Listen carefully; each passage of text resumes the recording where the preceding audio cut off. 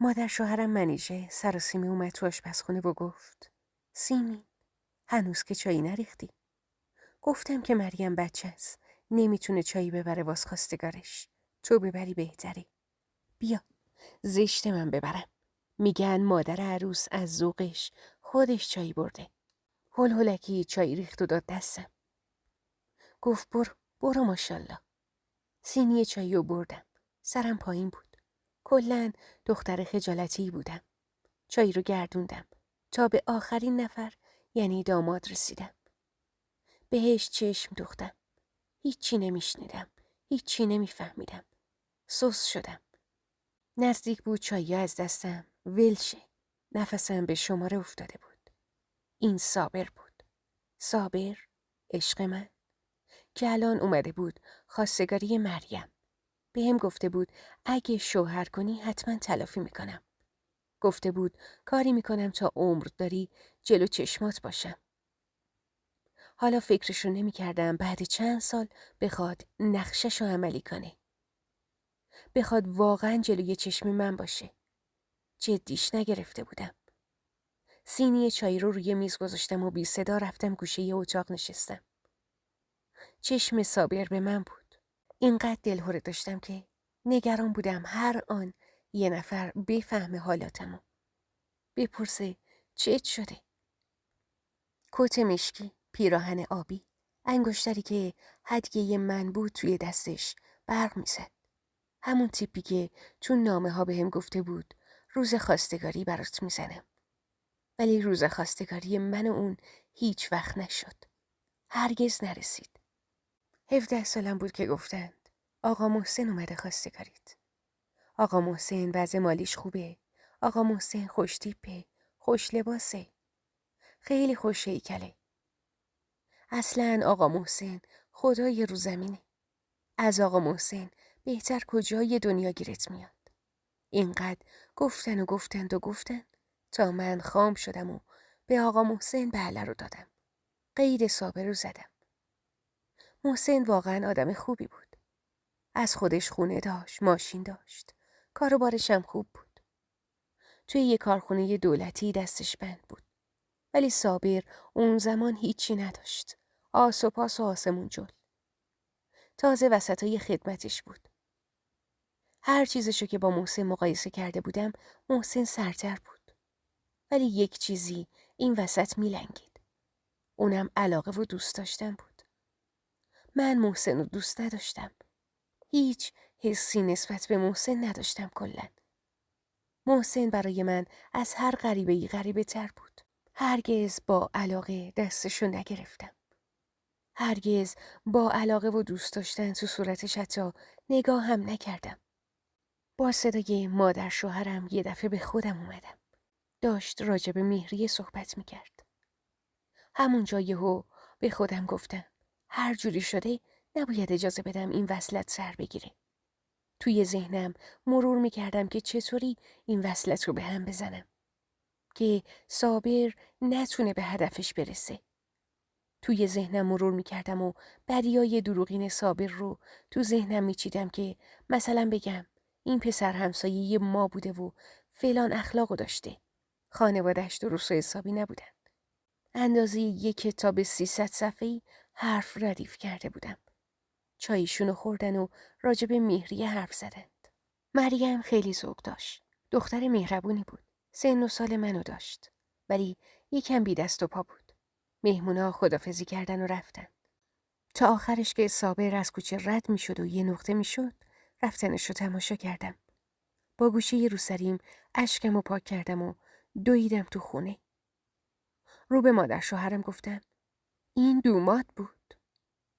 مریم با ذوق گفت آره دیگه همون پیرنابیه. ابرویی بالا انداختم و گفتم آهان آخه این پسره هم محله ما بود. اسمش صابره دیگه. درسته؟ مریم گفت آره.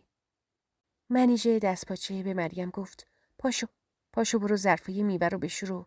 مریم و فرستاد رفت. منیژه گفت پسر خوبیه مگه نه؟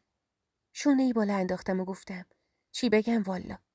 باباش که رو مادرش خیلی دست بلند میکرد. یه مدتم میگفتند خودش. هیچی، ولش کن. ولش کن. الان من یه حرفی میگم. خوب نیست. منیژه دستمو گرفت و گفت نه خب بگو.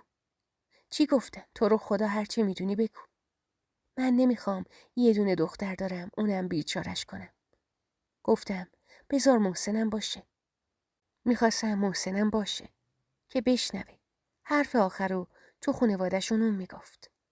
محسنو از تو حیاط صدا کردن. منیژه گفت زنت میگه اینا رو میشناسه. محسن مادر تو تحقیق کردی؟ گفتن خوبه؟ گفت والا از یکی از همسایه ها پرسیدم، گفت پسر خوبیه. مادر شوهرم جواب داد والا زنت هم محله‌ای باهاشون. میگه خوب نیستن. مادر تو نباید از 2 نفر دیگه هم میپرسیدی. بگو سیمین، بگو چی گفتی؟ دوباره بگو. گفتم باباش بلایی نبود که سر مادرش نیاره. آبرو نداشتن که. از صبح تا شب صدای داد و بیدادشون تو محله میپیچید. یه مدتم میگفتن این صابر اهل رفیق بازی. البته یه دوباری هم تو محل میون بحث دیدمش. ولی ایشالله که سر به راه شده باشه که اومده خواستگاری. ایشالله که خیره. بعد به دلتون راه ندید. بعدم تأکید کردم و گفتم تو رو خدا یه وقت نگید من گفتم برام خوب نیست. برا آقا مینا خوب نیست. یه وقت میرن دم خونه آقا مینا و یه اتفاقی براشون میفته. نمیشه که از این پسره گفت. یه وقت با رفیقاشو هم محله‌ایاشون میریزن دم خونه آقا مینا. گریه کردم و خواهش کردم که نگن من اینا رو گفتم. خواستم خیالم جمع باشه از این لحاظ. خلاصه که یه هولی تو دل اینا انداختم. خوشحال بودم از اینکه نقشه های صابر رو به هم ریختم. قرار شد کسی رو بفرستن در خونشون و بگن ما دختر بهتون نمیدیم. اومدیم تحقیق کردیم و نظرمون برگشت. صابر حق داشت ازدواج کنه بعد من. اما نه اینکه بخواد تلافی گذشته رو با ازدواجش دراره. ازدواجی که هدفش فقط در آوردن لج من باشه. خلاصه چادر سر کردم و به محسن گفتم برگرد بریم خونه. برگشتیم خونه. تا صبح نخوابیدم. از این پهلو به اون پهلو. به صابر فکر میکردم. اشک میریختم. دلم هوای اون موقع ها که باهاش خیابونا رو قدم میزدم و گز میکردم یه ذره شده بود. صبحش برعکس هر روز که الکی ادای خانمای خونه رو در می آوردم و محسن رو بدرقه میکردم این کار رو انجام ندادم. گفتم ناخوش احوالم و نمیتونم صبونه بدم. محسن رفت سر کار. چشایی ورم کردم و تو آینه نگاه کردم. بعد به خودم گفتم سیمی گریه نکن. خونتو نگاه کن. چرا باید برای صابر هیچی ندار دلتنگی کنی؟ خونتو ببین 200 متره. حیاتتو نگاه کن. ولی دلم آروم نمی گرفت و توی دلم می گفتم اگه مریم با صابر ازدواج کنه چی؟ اگه این دوتا هی جلو چشمم باشن چی؟ یه بار دیدمش اینطوری به هم ریختم. اگه قرار باشه هر روز ببینمش چی؟ چادرمو انداختم سرم برای اینکه برم بیشتر پشت سر صابر با مادر شوهرم حرف بزنم. عازم خونشون که دیوار به دیوار خودمون بود شدم. مادر شوهرم خیلی ناراحت بود. میگفت آبرو ریزی شده. اسم گذاشتن دیگه رو دخترم. مریمم یه ور قصه میخورد. میگفت من از این پسر خوشم اومده. چهرش دلنشینه. بهش نمیاد این کاری که سیمین گفت باشه. منم گفتم خود دانید. الان یه هفته گریه کنی بهتره تا بعد بری زیر یه سقف و اون موقع بفهمی چه اشتباهی کردی. وقتی که تا نیمه شب با دوستاش بود و نیامد. وقتی که مثل پدرش بود اون موقع ها گریه داره. خلاصه که بیشتر و بیشتر دلداریشون دادم. قرار بود یکی رو بفرستند جواب نه رو در خونشون بهشون اطلاع بده.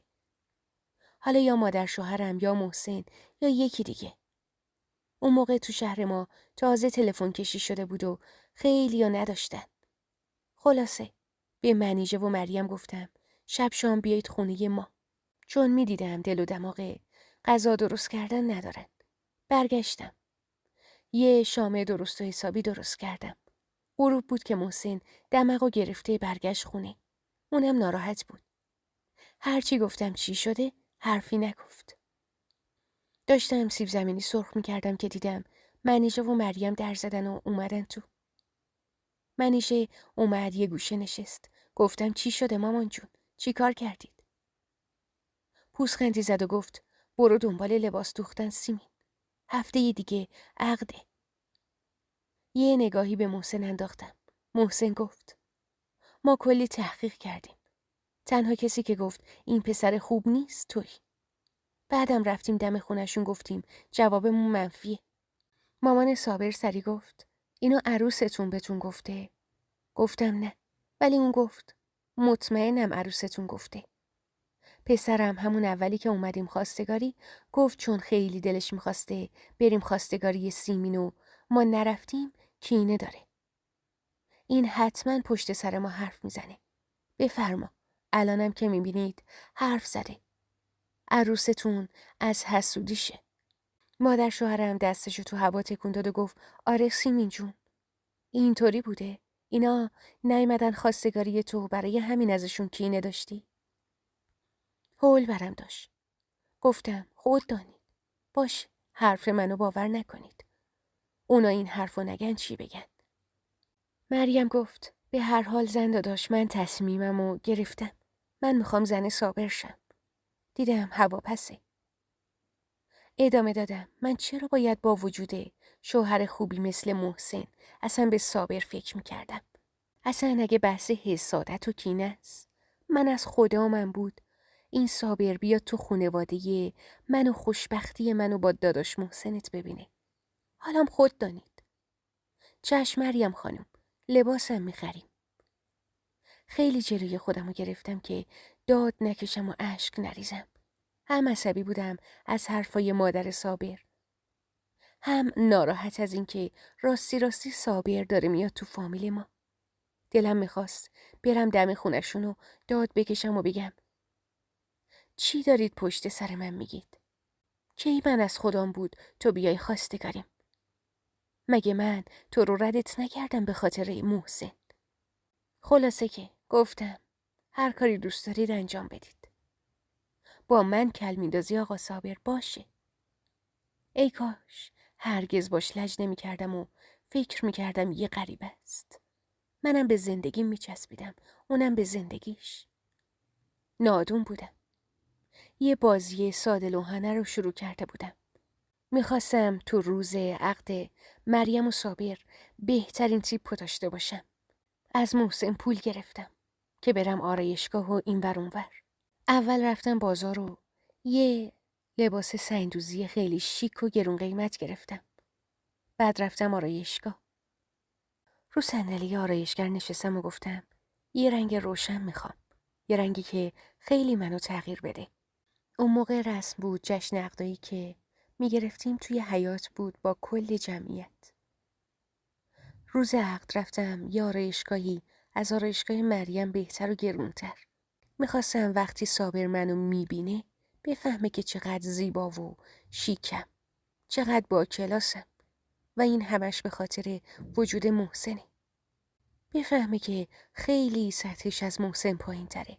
ته دلم هم یه حسی منو قلقلک میداد و میگفت اگه حالا صابر تو رو ببینه با مریم مقایسه کنه تو دلش حسرت میخوره.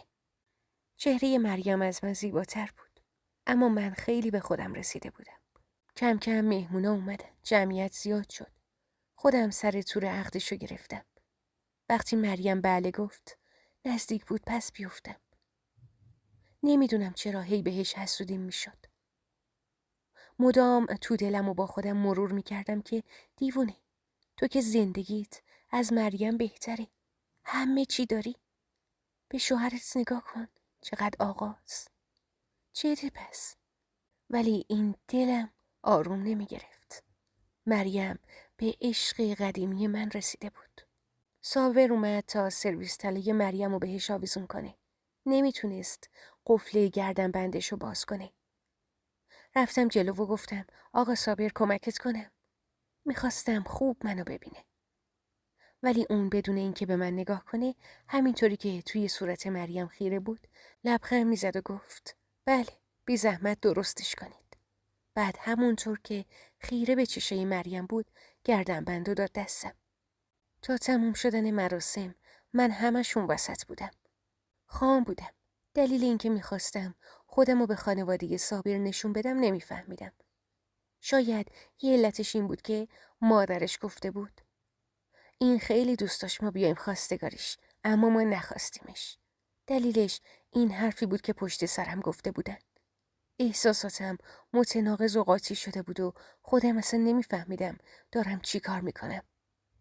هر چند لحظه به خودم نهیب میزدم که به خودت بیا. به هر صورت و شکلی بود اون شب تموم شد. چند روز بعد مهمونیای پاگوشا شروع شد. هر روز خونه یکی، یه روز خاله، یه روز عمه. صابر و مریم و همه دعوت میکردن. منم هرچی پسنداز داشتم، هرچی محسن بهم داده بود رو رفتم و مانتو و سر و لباس گرفتم که هر شب یه چیزی بپوشم. از 2 شب بعد عقدشون شروع شد. محسن بهم میگفت خیلی سرزنده شدی. خیلی خوب آرایش میکنی، به خودت میرسی، لباس میخری، چی شده؟ میگفتم میخوام از همه برات سرتر باشم.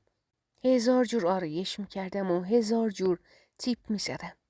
گویا صابرم توی این مدت کم خودشو بهترین مرد روی زمین نشون داده بود. مادر شوهرم و مریم با هم سرسنگین شده بودن. به هم بد نگاه میکردن. فکر میکردن جدی من حسودی میکردم و نمیخواستم مریم خوشبخت بشه. برای همین اون حرفا رو پشت خانوادش و فامیلش گفتم. منم ازشون فاصله میگرفتم وقتی میدیدم اینطوری راحت ترن. سلام که میکردم درست و حسابی جوابمو نمیدادن. ولی صابر یه جور خیلی صمیمی احوال پرسی میکرد. انگار که اصلا تو برام مهم نیستی. منم میرفتم و کنار محسن مینشستم و الکی یه چیز چرت و پرت دم گوشش میگفتم و زیرکی میخندیدم که نشون بدم اصلا برام مهم نیست. اما ته دلم قوقا بود. صابر و مریمو که کنار هم میدیدم همش حسرت میخوردم. هی یاد اون روزگارانمون میافتادم. یاد اولین باری که صابر و خانواده‌اش اومدن تو محل ما. یاد اون موقع‌ها که با هم همبازی بودیم. صابر نمیذاش کسی به من زور بگه تو بازی‌ها. من قبل اینکه صابر بیاد همیشه تو بازی‌ها نخودی بودم. اما بعد صابر یکی از بازیکنای اصلی. میگفت اگه سیمین نباشه منم نیستم. همینجوری بزرگ شدیم با همین حمایتا. تو راه مدرسه میومد دنبالم، سایه به سایه، هم برای رفتن هم برای برگشتن. همش دنبالم بود. یه بار فهمیدم با رفیقش بحثش شده. تو بحثشون دست رفیقش شکسته بود. فهمیدم به خاطر من بوده. چون رفیقش پشت سر من حرف در آورده بوده. یه جورایی انگار خودش رو دیگه مالک من و شوهر من میدونست. خب منم خوشم میومد. ته دلم براش قنج میرفتم. حالا روبروی من بود صابر. اما کنار یکی دیگه.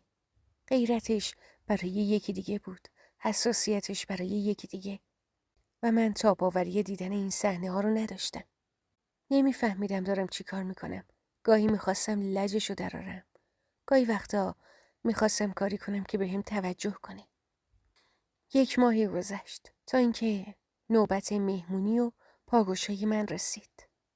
از 3 روز قبل شروع کردم جمع و جور کردن خونه. تمیز کردنش. یه چند تا مجسمه شیک برای خونه خریدم. حتی به محسن گفتم بیا مبلامونو عوض کنیم.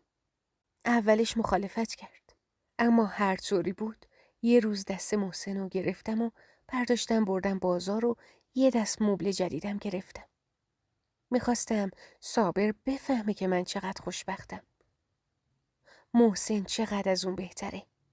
چند نوع غذا و سالاد و هر چیزی که فکرشو کنید درست کردم. حسابی به خودم رسیدم.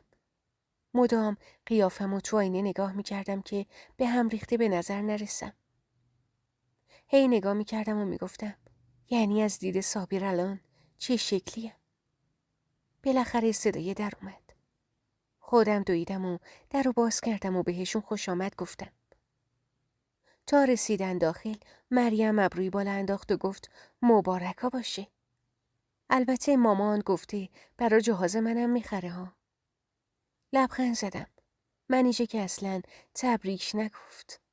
یکم که نشستم پا شدم و گفتم من میرم برنجم و دم بندازم. یه انباری توی حیاط داشتیم. اونجا یه جورایی آشپزخونه دومم بود. برای اینکه آشپزخونم شلخته و نامرتب نشه معمولاً آشپزیامو اونجا انجام میدادم. برنج آبکش کردم.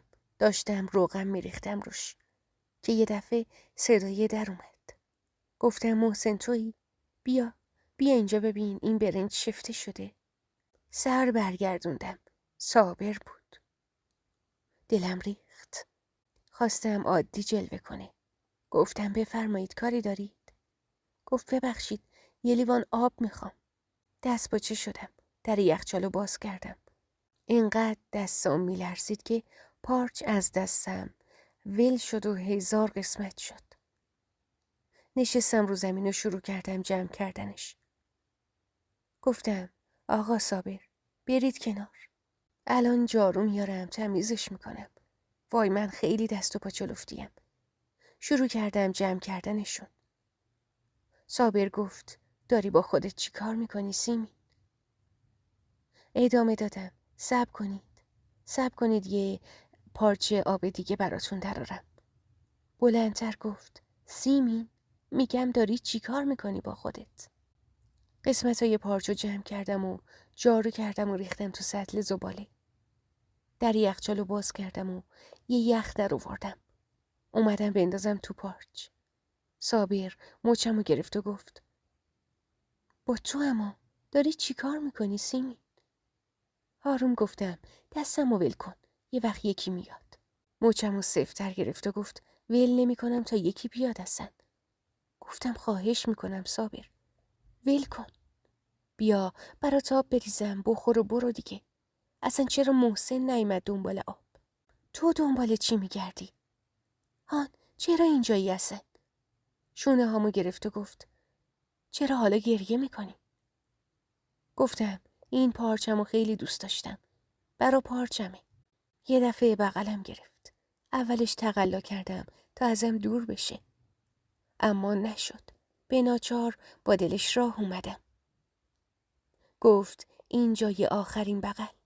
اون روزی که اومدی تو کوچه بهم گفتی داری ازدواج میکنی. بعد خدافزی کردی. این جای اون. اشکاش سرازیر شد. دوتامون اشک میریختیم. بعد یه قدم به کنار برداشت و گفت پاشو گریه نکن. من میدونم که این لباس و این سر و وضع و این آرایش برای در آوردن لجه منه. اگر نه سیمینی که من میشناختم. اهل این که حتی یه روژ بزنه نبود. اهل این قیرتی بازی ها نیست که. پاشو دور چشمت مثل پاندا شده. صورتتو بشور. با عجله خودمو تو پارچه استیل نگاه کردم. گفتم همش تقصیر توه. صابر گفت دورت بگردم. بهش چشم دوختم.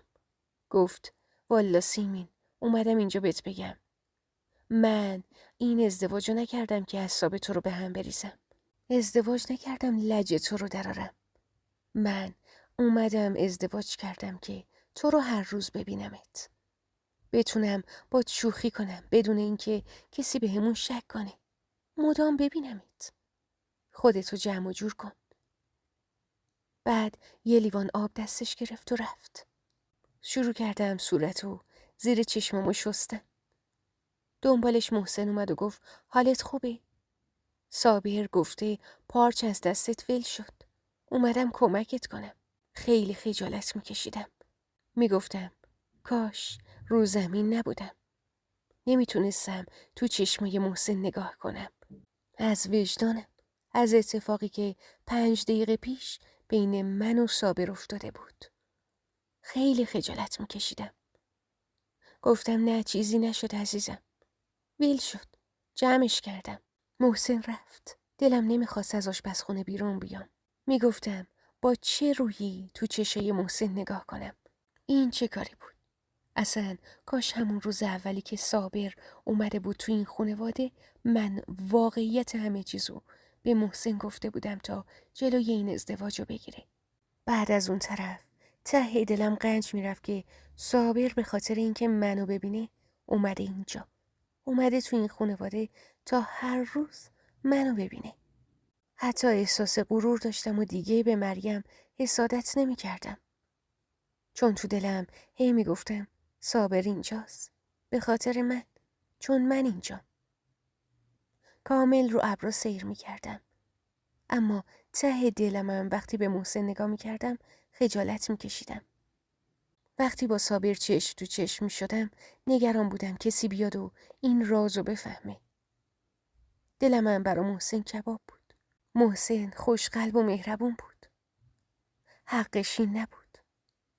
از فردا زندگی یه شکل دیگه گرفته بود. یه شکل خاکستری رنگ.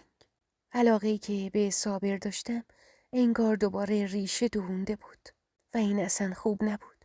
قشنگ نبود. خاکستری بود. برای اینکه از رنج وجدانم کم کنم برای محسن غذاهای خوشمزه میپختم. بهش میرسیدم. در خدمتش بودم. چون حس میکردم داره بهش ظلم میشه. دوستش نداشتم و دلم براش کباب بود. از طرفیم چند وقت یه بار خیلی زود به زود صابر و مریم رو دعوت میکردم که صابر رو بتونم بیشتر ببینم. یا هر وقت صابر میومد خونه مادر شوهرم میدویدم میرفتم اونجا. و اینطور شده بود. هر جایی که منو تنها گیر می آورد. چه اون آشپزخونه انباری شکل و چه خونه مادر شوهرم. توی حیاط هر جایی می اومد و کلی از این که منو دوست داره و اتفاقایی که بعد من سرش اومد حرف می زد. منم دیگه جلوش وای نمی سادم. نصیحتش نمی کردم. نمی گفتم صابر ول کن دست بردار. باش همراهی می کردم. یه عالمه حرف می زدیم. از خاطره های اون موقع بگیر تا الان و علاقه‌ای که الان بیشتر شده نسبت به قبل. همش می گفت سیمین تو زندگی با محسن به کسی که ذره‌ای به تو عشق نمیده تو حیف شدی. منم کم کم به این باور داشتم می رسیدم که درست میگه. درسته صابر پول نداشت، اما اگه الان باهاش داشتم زندگی می کردم هرچی احساس تو دنیا بود نثار من می کرد. کم کم اکثر خونه ها و مغازه ها تلفن دار شده بودن. صابر توی یه مغازه شاگرد بود. از صبح تا شب پای این تلفن حرف می زد. به من گفته بود اوستام گفته حق نداری زنگ بزنی و اولین دردسر این علاقه خودشو کم کم نمایان کرد. اونم قبض تلفن. اون سالا 10,000 خیلی مبلغی بود. واقعا قابل توجه بود. اما این قبض تلفن برای من اومده بود. نمیدونستم چی کار کنم. مستعسل شده بودم. روم نمیشد به صابر بگم بهم قرض بده. برای همین یکی از انگشترامو فروختم و دادم جای قبض تلفن. مدامم نگران بودم نکنه محسن سراغ اون انگشتر رو بگیره. هرچی محسن تو جیبی بهم میداد جمع میکردم که فقط بتونم هزینه تلفن رو بدم. همون سال صابر مدام ترغیبم میکرد که درستو بخون. ببین من گفتم که مریم باید درس بخونه. تو هم بخون که پیشرفت کنی. از طرفی محسن نمیذاشت دیگه درس بخونم. میگفت درس برای چیته؟ میخوای به چی برسی؟ ما خوشبختیم. همه چی داریم. منم که کم نمیذارم. خرج تو میدم. فکر کردی اگه درس بخونی و بری دانشگاه یا مثلا بری کارمند یه جایی بشی من میذارم تو کار کنی؟ نمیذارم دیگه. میگفتم برا اون نیست که. خجالت نمیکشی بگی بچه‌م مامانش دیپلم داره؟ محسنم میگفت نه که نمیکشم. تو یه خانوم خونه داری. هیچ از اینجور محیطا خوشم نمیاد. خوشم نمیاد برداری بری دانشگاه هستن. و این دومین جایی شد که من حسرت زندگی مریم رو میخوردم. میگفتم نگاه کن. چه شوهر روشن فکری داره. صابر خیلی روشن فکره. جز این که اگر با صابر بودم الان توی علاقه زیاد قوطه ور بودم اجازه میداد که برم درس بخونم. نه اینکه مثل آدمای 100 سال پیش فکر کنه. یک عالمه توی یه گوشه محسن شروع کردم خوندن تا رازیش کنکور بدم. اونم به این شرط که فقط اگه دانشگاه روزانه قبول شم. میگفت من هزینه دانشگاه آزاد ندارم. داشتا ولی نمیخواست برای همچین چیزی هزینه کنه.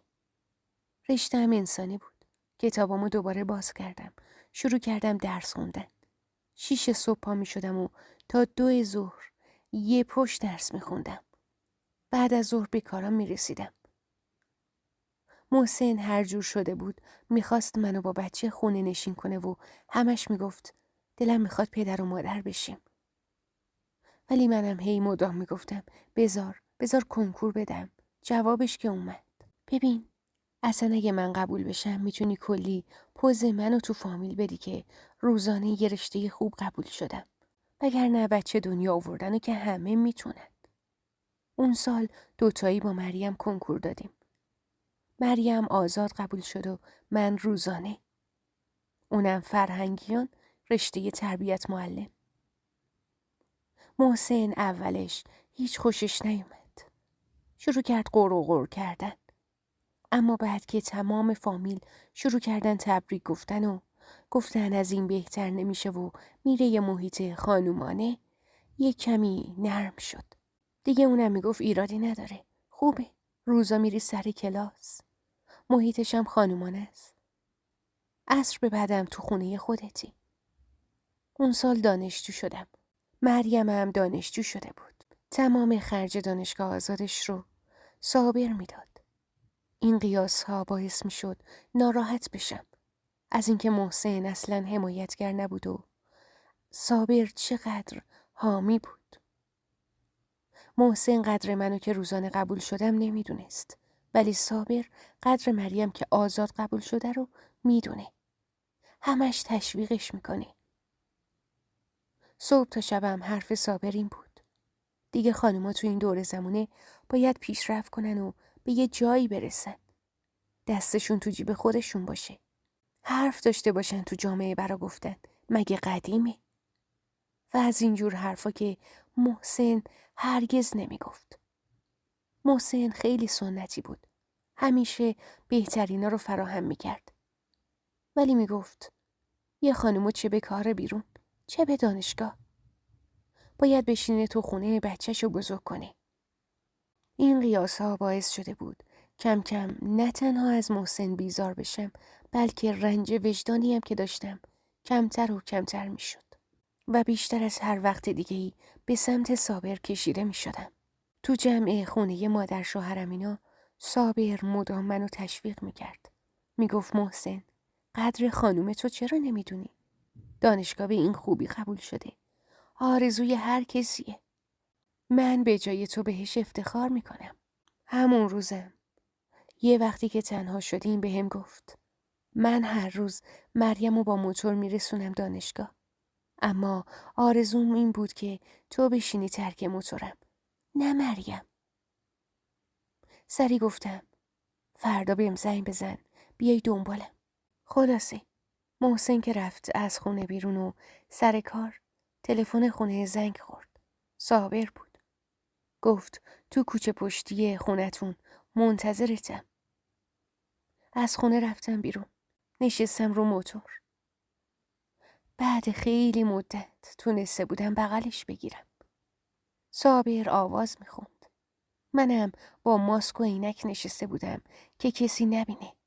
تو آوازش هی میگفت اگه روزی 100,000 بار بهت بگم دوست دارم بازم کمی. حظ کرده بودم. رسوندم دم دانشگاه. هیچی از درس اون روزم نفهمیدم. بعد از اون کار صابر شده بود اینکه منو هفته یه بار برسونه. اون یه روز کیف دنیا رو میکردم. هیچی برام دیگه انگار مهم نبود. دیدید میگن آدم ذره ذره به بی‌آبرویی عادت میکنه؟ همون شده بود. حتی به گوش محسن رسونده بودن که دومادتون یه خانومه رو سوار میکنه. اونم جلوشون در اومد و گفت خواهرمه. یعنی خواهرمم نمیتونم سوار کنم. 1 سال از دانشگاهمون گذشته بود که عروسی مریم و صابر نزدیک شدیم. از ته دلم آرزو می‌کردم یه اتفاقی بیفته و به هم بخوره. تو تدارک عروسی صابر و مریم بودیم و نزدیک امتحانات پایان ترم. دل و دماغ نداشتم. قرار بود بعد امتحانا عروسی بگیرن. امتحانامو به بدترین شکل ممکن سپری کردم. صابر مدام میگفت قصه نخور، ولی نمیتونستم. چون که روز به روز بیشتر بهش وابسته میشدم. مدام دنبال یک فرصت و موقعیت بودم که ببینمش. یه روز قبل یکی از امتحانا با صابر رفتیم یه پارک. یه عالمه گریه کردم. میگفتم این بار آخریه که میبینمت. صابرم با من اشک میریخت. میگفت تقصیر توه. 2 سال دیرتر ازدواج میکردی. به محسن نه میگفتی. صبر میکردی تا سر و سامون میگرفتم. اون موقع حالا این عروسی ما بود که داشت برگزار میشد. من و تو. درسته. قبلا همه چی محسن انگار از اون بهتر بود، اما الان داشت پیشرفت میکرد و بهتر شده بود. دلم میخواست روز عروسی اتفاقی بیفته و نرم تو اون عروسی شرکت نکنم. اما نگران بودم که محسن شک کنه. برای همین رفتم لباس خوب گرفتم. آرایشگاه خوب رفتم. و مریم تا ابد شد همسر صابر. فکر میکردم دیگه توان نداشته باشم. تابش رو نداشته باشم که مریم رو تا ابد کنار صابر ببینم. برعکس قبل عروسی که مدام دعوتشون میکردم که صابر رو بتونم ببینم، حالا دیگه نمیخواستم. چون اون 2 تا واسه هم بودن. توی عقدیه امیدی داشتم. اما حالا چی؟ فقط یه مهمونی گرفتم، ساده. پاگوشاشون کردم که برن و دیگه نبینمشون. وقتی هم که صابر می اومد خونه مادر شوهرم، من اصلا نمی رفتم ببینمشون. صابرم سرگرم زندگی شده بود. خیلی کم به من زنگ می زد. کمتر اونم می اومد تو جمع. حواسش انگار رفته بود پی مریم. با اینکه منم می خواستم هر چی بوده تموم بشه. اما مدام حسودی می کردم. حسرت می خوردم. تابستون من 10 کیلو وزن کم کردم. هر کی می رسید می گفت چت شده؟ چرا اینقدر از ریخت افتادی؟ سعی می کردم دیگه به صابر زنگ نزنم و سعی می کردم کلا نبینمش. سعی می کردم ازش اصلا حرفی نشنوم اما نمی شد. فامیل بودیم. همون سال صابر یه ماشین گرفت، اونم مدل بالاتر از ما. بعد توی یه جمعی گفت من که مریمو میخوام برسونم دانشگاه. دنبال تو هم میام. خلاصه از خونشون دنبال منم میومد. مریم همیشه جلو نشسته بود و من باید عقب می نشستم. اینم باعث می شد خلقم گرفته بشه. از اون پشت 2 تاشون رو نگاه می کردم. با حسرت می گفتم چی می شد الان من کنار صابر رون صندلی می نشستم. به خودم اومدم. حس کردم صابر الکی میگه من اومدم تو این خانواده تا مدام همدیگر رو ببینیم و از هم دور نباشیم. دقیقاً قصدش همینیه که اون اول حس کردم. اون اول دلم بهم گفته بود. اونم این که لج منو دراره. بنابراین از چند روز بعدش هرچی گفت بیام دنبالت قبول نکردم. واقعیتم بهش گفتم من نمیتونم مریم رو کنارت ببینم. چند روزی نیامد سراغم. بعد چند روز زنگ زد و گفت دلم طاقت نمیاره نبینمت. از فردا اول اونو میبرم میرسونم، بعد میام دنبال تو. و همین شد. مریم رو میرسوند، بعد میومد دنبال من. حتی عطر مریمم حالمو به هم میریخت. حسابی با مریم و خانوادش لج افتاده بودم. دیگه تو مهمونیاشون نمیرفتم. موقعی که مریم و مادرش با هم دیگه پیچ پیچ میکردن، به محسن میگفتم اینا پشت سر من دارن حرف میزنن. حساس شده بودم و اصلا دلم نمیخواست تو فامیلشون باشم. همش یه بحثی انگار درست میشد. با محسنم بحثم میشد. میگفتم مامانت از فلان حرفش قصد و نیتی داشت. اونم میگفت محال همچین چیزی باشه. همون موقع ها بود که توی یکی از همین جمعا یه روز صابر گفت من میخوام درسمو ادامه بدم. با شوخی گفت مگه من چیم از مریم کمتره؟ بعد رو به من گفت رشته من با شما یکیه. اگه یکم کمکم کنی ازت ممنون میشم. دوباره به این بهونه که میخوام سیمین کمکم کنه پاش به خونه ما واش شد. زود به زود می اومدن خونه ما. منم به محسن میگفتم یاد بگیر. دیپلمم شد مدرک. تو هم باید درس بخونی.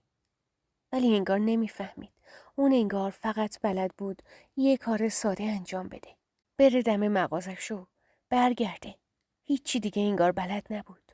میگفت من از این قرتی بازی ها خوشم نمیاد. مغز من دیگه کار نمیکنه. سنی ازم گذشته. وقتشم ندارم. هی بهونه می آورد. مدام با خانوادم بحث میکردم که من محسن رو نمیخوام. شما باعث ازدواج من و محسن شدید. من بهش علاقه ای ندارم. زود بود برای ازدواج من. من اون موقع محسن رو نشناخته بودم. عقلم نمیرسید شما چرا این کار رو بام انجام دادید. همون سال صابر کنکور داد و حسابداری قبول شد. میگفت فوق دیپلممو که بگیرم کارم تو بانک جوره. میخندید و با طعنه به محسن میگفت اگه خواستید این ماشینتون رو عوض کنید بالاخره بعد 100 سال من تو بانکم وام بهتون میدم. محسن یک جور خسیسی خاص داشت. مثلا میتونست ماشینشو عوض کنه ها. بهترین ماشینو بگیره. اما همچین کاری انجام نمیداد. میگفت فلانجا سرمایه گذاری کردم. مبلغمون حیف میشه. وقتی همین ماشین داره برامون چرخش میچرخه چرا یه ماشین دیگه؟ همینام باعث شده بود و جمع شد و تلمبار شد روی هم دیگه که من از محسن بیزار بشم. خودم رو برتر از محسن میدیدم. مریم سال دوم دانشگاهی که تموم کرد گفت دیگه واقعا حوصله دانشگاه نداره. با افاده مدام تو جمع میگفت آقا صابر میری تو بانک. من دیگه درس بخونم چیکار؟ آقا صابرم اصرار کرده بود من برم دانشگاه برای سرگرمی نه کار. من دوست ندارم. این حرفاش لج منو در می آورد. با محسن که بحث می کردم می گفت منم که اون اولش بهت گفتم تو هم نیاز نیست بری دانشگاه. من اصلا نمیخوام تو کار کنی. چرا منت میذاری؟ خلاصه بحث به جایی کشید که محسن گفت اصلا من دیگه نمیذارم بری دانشگاه. مثل مریم. مگه دلت نمیخواست مثل مریم باشی؟ همین باعث شد که من کوتاه بیام و دیگه بحثی راجبه این موضوع نداشتم. چون کم کم به رشته‌ام علاقه‌مند شده بودم. سال سوم دانشگاه بودم. مهمترین سال عمرم بود. اواسط سال به سختی و با پارتی بازی و زرنگ بازی یه معلم حق و تدریس دوم دبستانی ها شدم. کارم اینطور بود که چهارشنبه پنجشنبه ها به جای معلم خودشون میرفتم سر کلاس. حقوقم خیلی ناچیز بود اما میارزید. به محیطش علاقه پیدا کرده بودم. بچه‌ها کی یادشه اون موقع پنجشنبه ها میرفتیم مدرسه تا اینکه محسن یه جایی قرار داد بست و کم آورد. واقعا کم آورد. خودش که به من نگفته بود. از طلبکاری که اومد دم خونه وقتی محسن نبود من اینو متوجه شدم. از اینکه دماغه تو خودشه. ناچار شد همون ماشینی هم که داشت بفروشه و بدهیشو صاف کنه. طلاهای من هر چی که بود به جای بدهیاش پرداخت کرد. هر شب تو خونه بحث داشتیم. میگفتم صابر رو نگاه. چقدر داره به سمت جلو حرکت میکنه. داره درس میخونه. اما تو چی؟ به جای پیشرفت داری پسرفت میکنی. اگه تو هم درس میخوندی کارمند یه اداره میشدی. اینطوری نگران بدهی و طلبکار نبودی. اصلا مگه تو آدم بازاری که رفتی تو بازار؟ تو آدم کارمند بودنی که البته با دیپلم فکر نکنم جای دیگه تو رو قبول کنند. هر شب بحثمون بالا میگرفت. کم کم محسن به خاطر اینکه بتونه یکم پیشرفت کنه و قرهای منو نشنوه بعد از سر کارش یک راست میرفت توی یک آژانس. خیلی وقتا میشد کلا شب نیاد خونه. حتی میشد 2-3 روز نبینمش. و این طرف من یاد صابر بودم. روزها راحت‌تر میومد دنبالم. میرسوندم دانشگاه. یا توی مدرسه. اصلا انگار دیگه نگرانی و دلهوره از بابت اینکه کسی ما رو ببینه نداشتم. میگفتم خب تهش جدا میشم دیگه. مگه من و صابر همینو نمیخوایم که ما دوتا رو همراه هم دیگه ببینن؟ بعد اون از همسرش جدا بشه و منم جدا بشم. این فکر را باعث شد که دلهورم بریزه. حالا با وجود اینکه میرفتم دانشگاه خودم رو از محسن برتر میدیدم. سال 4 دانشگاه منم تموم شد. من شدم معلم 2 ابتدایی. 5 سال از زندگی بی علاقم با محسن گذشت و 4 سال این علاقه رو توی دلم که نسبت به صابر داشتم نگه داشته بودم و روز به روزم بیشتر شیفتش می شدم. محسن هی می گفت دیگه وقتشه که بچه دار شیم. آخه زندگی که معنی نمیده. ولی من بهونه می آوردم که خیلی وضعیت خوبه. آخه محسن نتونسته بود هنوز خودشو جمع و جور کنه. بعدش هم می گفتم اخراج میشم. اینا همش بهونه بود. در واقع نمیخواستم از محسن بچه دارشم. میگفتم محسن لیاقت این که پدر بچه من باشه رو نداره. چند باری به هم گفت بیا بیخیال معلمی شو. من خرجتو میدم. میگفتم مگه میتونی؟ توانشو مگه داری؟ این میونم صابر هی میگفت کارش داره تو بانک جور میشه. اونم یه پست خیلی مهم. بعد که جور بشه دست مریمم میگیره و میبره تو بانک. دیگه از شاگردی بقالی در میاد. صابر مدام رویا پردازی میکرد. مدام میگفت بذار کارم تو بانک جور بشه. تو هم که معلمی. با هم دیگه میریم سر کار صبح به صبح. خانم آقای فرهنگی. خانم دبی رو میذارم سر کلاسش. خودم هم میرم تو بانک سر کارم. ما خیلی به هم دیگه میایم مگه نه؟ بعدم من از مریم جدا میشم. تو رو نمیدونم. دیگه نمیتونم. گفتم اون که میگفت تو گفتی بشین خانومی تو کن تو خونه. گفت بابا هیچی حالیش نبود. هی درساشو میافتاد. مگه من چقدر داشتم که خانوم دوباره واحداشو بگیره. هرچی در میآوردم باید میدادم به دانشگاهش. سهم باید به زبلی تو باشه. زندگی جمع کن. الانم که کارمند. محسن قدر تو رو نمیدونه. اون شبی که اینا رو به هم گفت منتظر محسن نشستم تا 2 بام داد. ساعت 2 که محسن از تو آژانس برگشت شروع کردم داد و بیداد که تو قدر منو نمیدونی.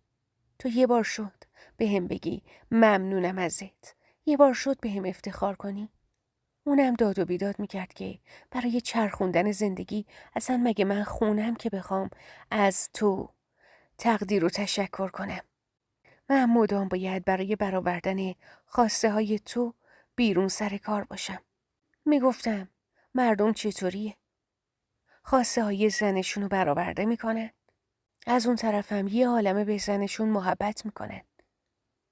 این که تو نمیتونی وقت تو برنامه ریزی کنی شاید از بیسوادیته. شاید از اینه که دیپلم موندی. حاضر نیستی یه ترقی کنی. یکم جلو پیش بری و روز به روزم داری پسرفت میکنی. اینقدر گفتم که دیگه آخرش محسن میخواست گریه کنه. هیچی نگفت. از همون راهی که اومده بود دوباره در رو باز کرد و برگشت رفت. برام اهمیتی نداشت.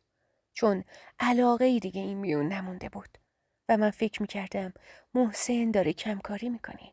فردا صبحش مثل همیشه صابر منو رسوند دم محل کارم. بهش گفتم ظهرم میای دنبالم. گفت معلومه که میام. ظهر که شد به محض اینکه نشستم تو ماشینش گفتم صابر من خیلی گرسنمه. بیا بریم رستوران یه چیزی بخوریم. دیدم من میکنه. بعد سرشو انداخت پایین و گفت آخه هنوز حقوق نگرفتم. گفتم خب نگرفته باشی. حقوق منو امروز به هم دادن. تو صورتم خندید و گفت سیمین به خدا که خیلی خانومی. جبران میکنم. وایسا. وایسا وقتی کارمند بانک شدم قول میدم 10 برابرشو جبران کنم. 5 شنبه ها هر شب میریم رستوران. بعد دوباره شروع کرد رویا پردازی کردن و رفت سمت بهترین رستوران اون موقع شهرمون. غذا رو سفارش داده بودیم. دیگه میخواستیم پاشیم. من داشتم دیگه سالادمو میخوردم. یه دفعه دیدم موهام که بافت شده بود و از زیر مقنعه اومده بود بیرون. دور دست یکی داره پیچیده میشه. نفهمیدم چی شد. فقط دیدم صابر در رفت و از در رفت بیرون. نمیفهمیدم داره چی میشه. فقط میدیدم که صابر داره میدوه و میره سمت ماشینش. بعد یه دفعه صدای محسن رو از پشت سر شنیدم. همینطور که موم تو دستش بود صورتشو اوورد 2 سانتی صورتم و گفت میخوام ببینم اینجا تو چی کار میکردی هان؟ سفره روی میزو کشید. هرچی که اونجا بود ریخ روی زمین. بعدم منو کشوند سمت ماشین. همینطورم توی پیاده رو داد و بیداد میکرد. ملت جمع شده بودن دورمون. یه کشیده نثارم کرد. نقش بر زمین شدم. یه خانم اومد کمکم کنه. محسن داد کشید ولش کن. اگه بیای این طرف همین بلا رو سر تو هم میارم. خانم عقب عقب رفت. محسن بازومو گرفت و بلندم کرد. 3-4 تا دیگم نثارم کرد. تو خیابون همه داشتن نگاه میکردن. یه خانومه گفت من زنگ زدم 110. این شد که محسن همونجا ولم کرد و رفت. از رو زمین پا شدم. خجالت میکشیدم. یه خانومی گفت بذار آژانس بگیرم. اینطوری شد که برگشتم خونه خودم. نمیدونستم تو این خونه قرار امشب چه اتفاقی بیفته. ولی میدونستم که باید به صابر زنگ بزنم. چند باری به فروشگاهی که توش کار میکرد زنگ زدم. جواب نداد. آخر زنگ زدم خونه‌شون. اینقدر زنگ زدم تا برداشت. گفت الو. گفتم الو چی شد؟ چرا در رفتی؟ مگه تو همینو نمیخواستی؟ بلند گفت ولم کن دیگه. چی از من و زندگی میخوای؟ ولم کن. گفتم زندگی من به هم ریخته. اونم به خاطر تو. اگه بدونی چی شد. وای نستادی چرا؟ چرا جلوی محسن نایستادی و بگی میخوای منو؟ هان؟ تو که همش برنامه میچیدی که ال میکنم بل میکنم اینطوری جدا میشم. پس چی شد؟ بیا همه فهمیدن. از این موقعیت بهتر مگه تو نمیگفتی بذار بفهمن مگه چی میشه؟ حالا فهمیدن. بعد تو برمیگردی میگی چی از زندگی من میخوای؟ مگه قول نمیدادی از مریم جدا میشی؟ خب الان فرصتش پیش اومده. جدا شو منم جدا میشم. یه زندگی جدید رو شروع میکنیم. گفت سیمین من نمیخوام. الان موقعیتشو ندارم. تو منو درک نمیکنی. الان نمیتونم برم دادگاه و این ور و اون ور. ندارم مهریه بدم. من اینا رو گفته بودم برای وقتی که کارمند بانک شدم. نه الان چی کار میتونم کنم؟ از کجا بیارم مهریه مریم رو بدم؟ فعلا دیگه به من زنگ نزن. اومدم چیزی بگم که دیدم گوشی رو گذاشت. دوباره زنگ زدم اما بر نداشت. منگ بودم. هی با خودم تکرار میکردم الان موقعیتش نیست. وگرنه حتما از مریم جدا میشد. موقعیتشو نداره دیگه حتما. نمیتونه. مگه میشه آخه؟ منو خیلی دوست داره. به خاطر من اومده تو این خانواده. وگرنه مریمو که نمیخواد. روی این که برم خونه که پدرمو بگم چه اتفاقی افتاده رو نداشتم. حتما اونا بلایی بیشتر از بلای محسن سرم می آوردن. نشستم منتظر محسن. حرفایی که آماده کرده بودم تا بهش بگم و تو ذهنم مرور می کردم. این که تو آبروی منو نبر منم مهرمو می بخشم. اگه بخوای آبرومو ببری یقینا مهرمو اجرا می زارم. از خانوادم دلهوره داشتم. دیگه دلهورم از محسن ریخته بود. چون واقعا دیگه نمیخواستمش. نقش و جایگاهی تو زندگیم نداشت. هرچه منتظر شدم محسن نیومد. روی مبل خوابم برد. صبح زود بود که دیدم صدای دریل داره میاد. از جا بلند شدم، دستی به صورتم کشیدم. دیدم این صدای از در حیاط خودمون داره میاد. رفتم تو حیاط. اومدم در رو باز کنم، اما هرچی در رو کشیدم باز نشد. از اون طرف صدای محسن رو شنیدم. گفت ببین سیمین، صدا در بیاد آبروی خودت میره.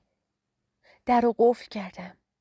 جلوی همچین کسایی مثل تو رو باید اینطوری بگیری. تلفنم قطعه. سعی نکن به کسی زنگ بزنی. کار نمیکنه تلفن. هرچی در حیاطو کشیدم فایده نداشت. محسن آروم گفت ببین، در رو جوش دادم. پیچ و پلاکش کردم. هیچ جوره در رو نمیتونی باز کنی. هیچ جوره. خدا برات نسازه که هم زندگی منو هم خواهرمو شما دوتا به هم ریختید. دیگه وقتشه تاوان بدی. من ساده چقدر به تو اعتماد داشتم. هرچی بچه محلا میگفتن تو رو دیدن باورم نمیشد. هرچی در رو کشیدم باز نشد. بلند بلند میگفتم این در رو باز کن. این صداها باعث شد کل محل بیان تو کوچه ببینن چه خبره. محسن انگار رسما عقلشو از دست داده بود. نمیفهمید داره چی کار میکنه. تو کوچه داد و بیداد میکرد. باید جلوشو اینطوری میگرفتم. فهمیدید؟ برید خونه هاتون. چتونه؟ در حیاط خیلی بلند بود. هیچ جوره نمیتونستم از اونجا بیام بیرون. مدرسه داشتم. تلفنی هم نبود که حداقل بگم کسی رو بذارن جام. یا به پدرم خبر بدم بیاد دنبالم.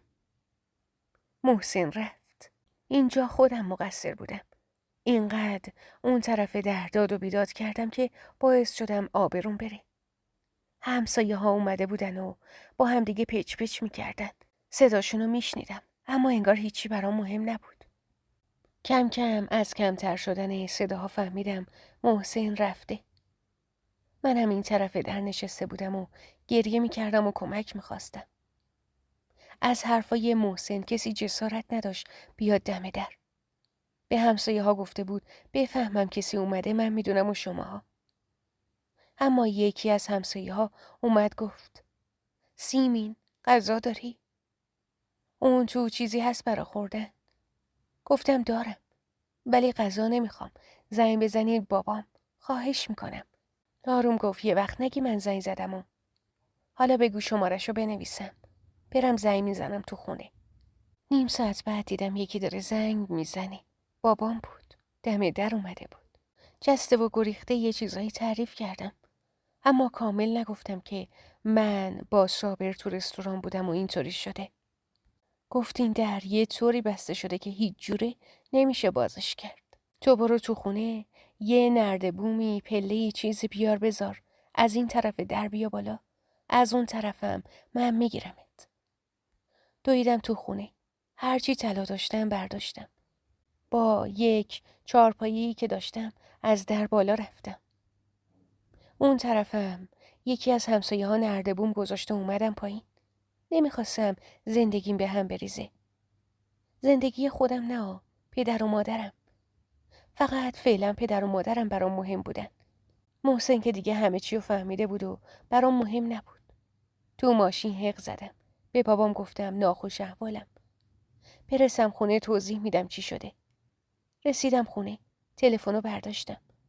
10 باری به صابر زنگ زدم. برداشت. گفت چته؟ چرا ولم نمی کنی؟ گفتم صابر بیا درستش کنیم. بهشون بگو همینطوری با هم قرار داشتیم. قرار بوده یکی از همکارای منم که شوهرش تو بانک کار میکنه و برای خودش خیلی کسیه بیاد اونجا. ما باهاش حرف بزنیم تا دست تو رو تو بانک بند کنی. صابر نفس عمیقی کشید و گفت باشه. فقط دیگه به من زنگ نزن و کاری به کارم نداشته باش. از این طرفم من این قضیه رو برای مامانم اینا همینطوری تعریف کردم که سر اینکه صابر دوماد محسن ایناس و هم محله قدیم میمونه خواستم کمکش کنم. اون همکارمون نیامد سر قرارمون. مامانم اینا کلی سرزنشم کردن که به تو چی؟ داد و هوا را انداختن. وای به روزی که میفهمیدن من و صابر واقعا با هم سر و سری داریم. بابام زنگ زد به محسن که بیاد. محسن جواب نداد. مادرش برداشت. گفت بشینید تا احساریه بیاد دم در خونتون. بابام ناراحت شد و گفت شما هم بشینید تا احساریه بابت مهریه بیاد. صداشون بالا رفت. جر و بحث میکردن. بابام گوشی رو گذاشت. فشارش رفت بالا. حالش بد شد و بردیمش درمونگاه. من خودمو نمیبخشیدم اگه بلایی سرش میومد. همش به خاطر بلاهت من بود. همه ی خانواده منو سرزنش میکردن و حتی یه عده‌ام حرف منو باور نمیکردن. اونایی هم که باور میکردن میگفتن به تو چه که کار برا صابر جور میکنی. پدرم مرخص شد. حالش جا اومد. گفتم من برمیگردم خونم. شما ناخوش احوال میشی. اومدم برم نذاش. گفت حالا دیگه شده. بذار بیاد دنبالت. همینطوری نرو. اینطوری بهتره. خلاصه صابر گویا رفته بود دنبال مریم و کلی قسم خورده بود و گفته بود برای شغلش بوده.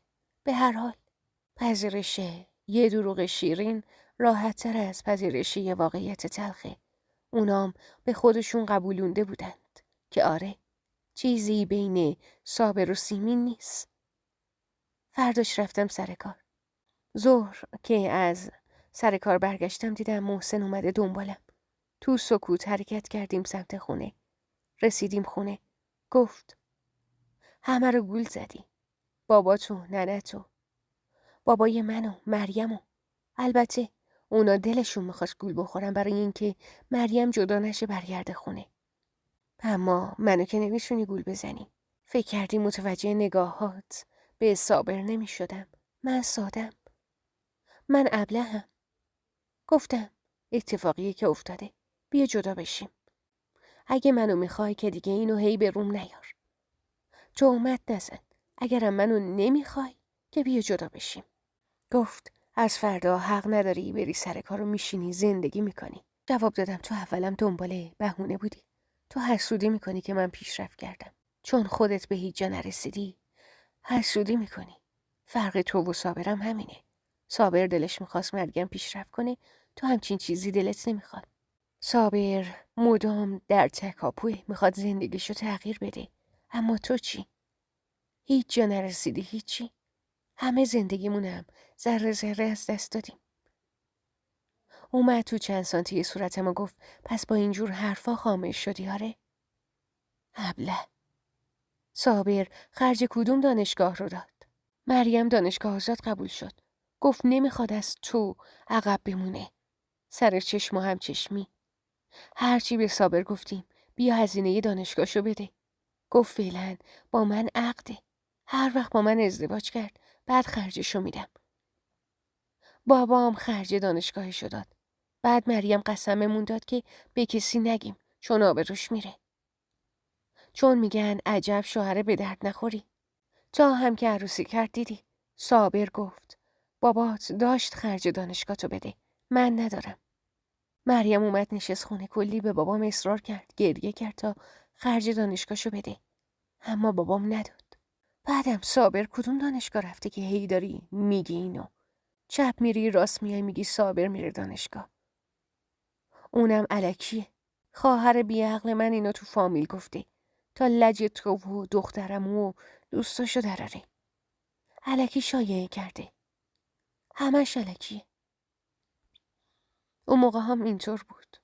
چند سال پیش واقعا دانشگاه کلاس حساب میشد. خلاصه که محسن گفت همش بازی بوده. تمام اینا الکیه.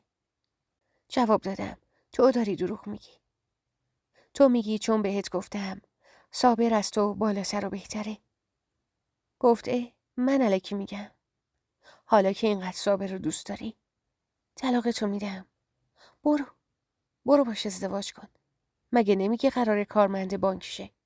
ولی اینو بدون که خواهر من جدا نمیشه. خانوادم نمیذارن. اما تو برو و باش ازدواج کن. باشه. دیگه رسیده بودیم دم در. صابر انگار از کوره در رفته بود. دم در نگه داشت. بعد یهو گفت حالا که اینجور شد بیا برو وسایلتو هرچی داری جمع کن و برو خونه بابات. دیگه حق نداری بیای اینجا. مهرتم میدم. جدا شو و برو خونه صابر. یهو منو دلهوره گرفت. یکم فکر کردم. همه چی رو مرور کردم. دیدم انگار داره راست میگه. همه حرفاش با هم تطابق داشت. صابر این حرفا رو به من گفته بود تا من بهش حسودی کنم و زندگی منو به هم بریزه. صابر اصلا از اولم به قصد در آوردن لجم من اومده بود. همونطور که روز آخری که قبل از ازدواجم دیدمش گفت هر جا باشی میام دوباره تو زندگیت. اومدم تو خونه به بهونه جمع کردن لباسم. محسن رفت بیرون. اما وقتی برگشت من هنوز تو خونه بودم. قصد نداشتم که برم خونه پدرم. چی میگفتم؟ کجا میرفتم؟ این میوم فقط زندگی من به هم میریخت، نه زندگی صابر. محسن وقتی برگشت گفت پس میخوای بمونی؟ آره؟ اگه میخوای تو این خونه بمونی باید کار کردن بیرون رو از سرت بیرون کنی. کار کردن بیرون جنبه میخواد. رشد، تحصیل، همه اینها جنبه میخواد. تو نداری. یه معلم شدی، ببین چی کار میکنی. انگار من خدمتکارتم. مدام غر زدی. مدام شوهر همکاراتو با من مقایسه کردی. مدام فخر چندرغاز حقوقتو فروختی. رفتی دانشگاه اما با شعور نشدی. فرهیختم نشدی. یکم نشستم فکر کردم. اگه میرفتم سر کار چی به دست میوردم و چیا رو از دست میدادم. با خودم فکر کردم اگه کارمو ول کنم بعد اخراج بشم دیگه نتونم برم. بعد محسن بگه بیا جداشیم. اون وقت چی کار کنم؟ گفتم هر چی بگی قبوله، اما این یکی قبول نیست. دوباره بحثمون بالا گرفت. میدونستم دلهوره مهریه‌مو داره. مهریم خیلی زیاد بود. اگه دلهوره مهریه نداشت همین الان دستمو میگرفت، منو برمیداشت میبرد میذاش خونه بابام. اینقدر بحث کردیم تا آخر گفت باشه برو سر کارت، ولی اولا خرجیت با خودت. دوما غذات نباید 2 دقیقه این ور اون ور شه. خونه باید مثل دسته گل باشه. لباساتو نشستم. ظرفا مونده، ظرفا رو با هم تقسیم کنیم بشوریم. این چیزام نداریم دیگه. با خودم گفتم نهایتاً 2-3 ماه اینطوریه. بعد خوب میشه دیگه. زندگیم به روال برمیگرده. به خاطر پدر و مادرم قبول کردم. همش تو دلم به خودم بد و بیرا میگفتم که چرا خامه صابر شدم. چرا حرفاشو قبول کردم و فکر کردم داره راست میگه. چند روز بعد حقوقم واریز شد. بدون اینکه به من بگه کارتمو برداشته بود و رفته بود کلشو خرج کرده بود. مبلغی که برام گذاشته بود فقط اندازه کرایه ماشینم بود. هیچی برام نذاشته بود. میگفت تو لیاقت نداری. میری رستوران خرج صابرخان میکنی. تو نباید جیبت پر باشه. از سر کارم که می اومدم همون موقع باید شام درست میکردم. خونه رو جارو میکشیدم. همه جا رو گردگیری میکردم. محسنم مدام دنبال بهونه بود. یه بار به خاطر اینکه دست کشید روی تلویزیون و دید یکم روش خاک نشسته، یه کشیده نثارم کرد و گفت اگه نمیتونی هم کار بیرون کنی هم کار خونه خب انجام نده. بشین زندگی کن. بعدش هم دیگه نرفت آژانس کار کنه. از مغازه که برمیگشت می نشست کنار من. کم کم همشون با صابر آشتی کردن. باور کردن که مثلا سر و سری با من نداشته. شبایی که خونه مادرش مهمونی بود بدون من میرفت. 100 بارم زنگ میزد خونه و بهم میگفت یه وقت جایی نری یا. دیگه اعتمادی بینمون نمونده بود. گاهی وقتا میدیدم تعقیبم میکنه. تابستون اومد و کماکان این رویه ادامه داشت. باید برای یه دست لباس کلی خواهشش میکردم تا کارت بانکیمو بهم بده. همه نگرانیم فقط خانواده‌ام بودن. وگرنه برمیگشتم. دیگه زندگیمو نمیخواستم. تنها دلیل ایستادنم این بود که نمیخواستم اونا رو ناامید کنم. از آبرومم نگران بودم. ولی میدیدم که محسن درست شدنی نبود. خیلی تغییر کرده بود. گفتم شاید پدر و مادر بشیم. محسن اخلاقش درست بشه. به محسن گفتم بیا پدر و مادر شیم. گفت من بچه‌ای که از تو باشه رو نمیخوام. اصلاً نمیخوام. من باخته بودم. اما صابر نباخته بود. اون سال سفرشو تابستون با مریم رفت. مهمونیاشو میرفت میومد. این من بودم که بیچاره شده بودم. من شده بودم نقل مجالس. دیگه اول مهر داشت میرسید. یه عالمه به محسن اصرار کردم که لباس فرم پارسالم دیگه مناسب نیست. کهنه شده. کارت حقوقیمو بده برم یه دست لباس بگیرم. شروع کرد داد و بیداد که تو برای کی میخوای خوشگل کنی؟ تو حتما دوباره میخوای بری دیدن صابر. تو برای اون میخوای مانتوی جدید بگیری. دیگه نتونستم. یه روز عصر برداشتم رفتم خونه بابامو بهشون گفتم که محسن به من گمان بد میبره. من 1000 از حقوقمو نمیبینم. همش دست محسنه. این که زندگی نشد. من میخوام جدا بشم. خانوادم گفتن خواهرت نامزده. بذار عقد کنیم. بری سر زندگیش. بعد تو هر کاری دوست داری انجام بده. آبروم دیگه رفته بود. حتی شوهر خواهرم هم فهمیده بود که ما مسئله داریم. همه فهمیده بودن. صدای داد و بیدادمون مدام تا 7 محل اونورتر میرفت. یه بار مادر محسن گفت شام میخوایم خونتون بیاین. اومدن شام خوردن. یه دفعه چند تا عکس از تو کیفش در آورد و محسن رو صدا کرد و گفت بیا اینجا بشین. بعد شروع کرد دونه دونه عکس‌ها رو نشون دادن. گفت نگاه کن. عکسای تولد مریمه. میبینی؟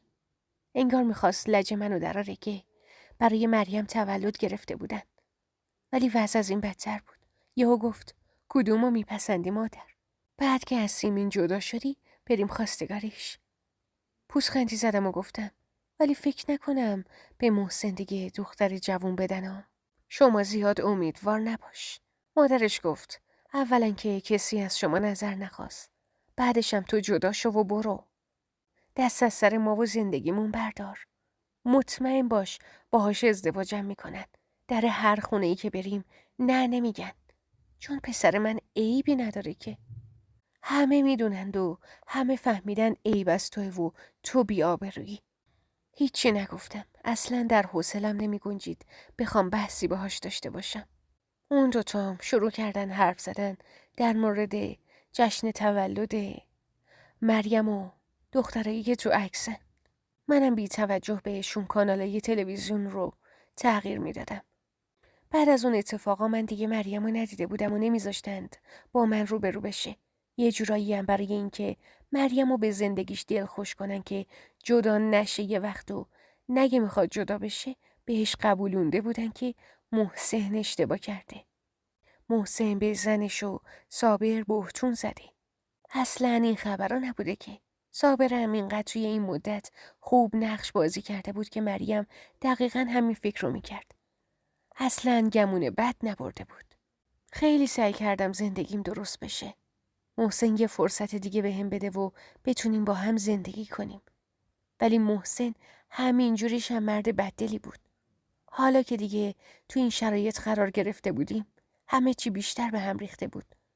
از اول مهر میدیدم که بیشتر و هر روز داره تعقیبم میکنه و دنبالم میاد. 1 سال از اون ماجرا گذشته بود. من دیگه خسته شده بودم. یه روز نشستم و با محسن منطقی حرف زدم. گفتم محسن من واقعا خسته شدم. از بس. بیا یا درستش کنیم یا منو ببخش. زندگیمون به روال سابق برگرده. یا اینکه نه بیا جدا شیم. گفت باید فکر کنم. 2-3 روزی گذشت. بعد 2-3 روز نمیدونم چی شد که اومد گفت من نمیتونم کاری که در حقم انجام دادی و فراموش کنم. من میخوام جدا بشیم از هم دیگه. دیگه نمیخوامت سیمین. هیچ حسی نسبت بهت ندارم. هیچ علاقه‌ای بهت ندارم. بیا جدا شیم. اما باید مهرتو ببخشی. میدونی که من ندارم که مهریه به تو پرداخت کنم. حالا موافقی یا نه؟ اصلا توقع نداشتم که به همین راحتی راضی بشه. اولشم میدونستم به خاطر مهری است که جدا نمیشه ها. اما باورم نشده بود. میگفتم ته دلش دوستم داره. اشک اصلا نمیذاش خوب نگاش کنم. حالا که میگفت منو نمیخواد حس کردم چقدر دوستش دارم. چقدر انگار بدون اون نمیتونم زندگی کنم. مخصوصا که توی این 1 سال صابر رو ندیده بودم و نه باهاش حرف زده بودم که بتونه رو زندگیم تأثیر بذاره. با صدای لرزون گفتم بعد من ازدواج میکنی؟ گفت نمیدونم حالا که هیچی نشده. این 1 سالم هرچی تو خرجی داده بودی برات طلا گرفتم گذاشتم اونجا. همه رو بردار و برو. فقط برو. تو زندگی من نباش. تمام خوبیاش روبروم مجسم شد. باورم نمیشد. بهش گفتم بیا منو ببخش. من مهرمو میبخشم.